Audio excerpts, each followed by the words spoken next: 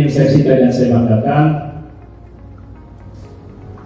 pada tahun 2023 ini BNN telah bekerja sama dengan BRIN, Badan Riset dan Inovasi Nasional, serta BPS, Badan Pusat Statistik, telah melakukan survei prevalensi penyalahgunaan narkoba.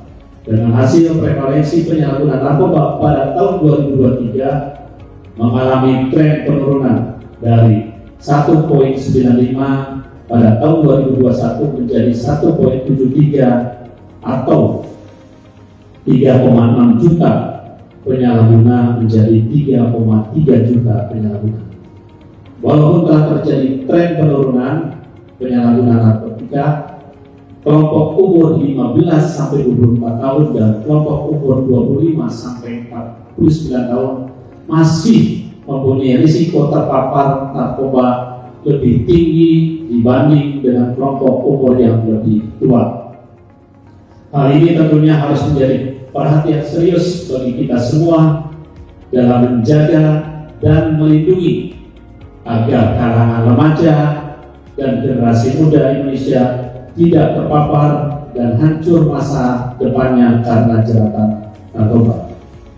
Oleh karena itu, diperlukan peran aktif dan kerjasama yang sinergi antara BNN dengan seluruh komponen bangsa dalam upaya pencegahan dan pemberantasan penyalahgunaan dan peredaran narkotika dan prekursor narkotika guna mewujudkan Indonesia bersih dari penyalahgunaan dan peredaran narkotika.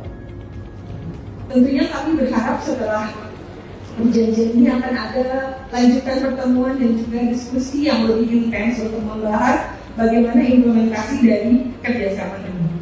Dan untuk di Fakultas Kedokteran sendiri, tema tentang bahaya narkoba pencegahannya sudah masuk di blok elektif. Ini ada Ibu Ambar dan juga Dr. Jeko, beliau yang mewakili untuk blok elektif bagi mahasiswa kedokteran tentang narkoba, dan itu ada sekitar 3 minggu dengan bobot 4 SKS. Dan kami tentu berharap nanti untuk konten elektif maupun penelitian tentang narkoba dari hasil kerjasama ini bisa lebih intens dan juga lebih luas.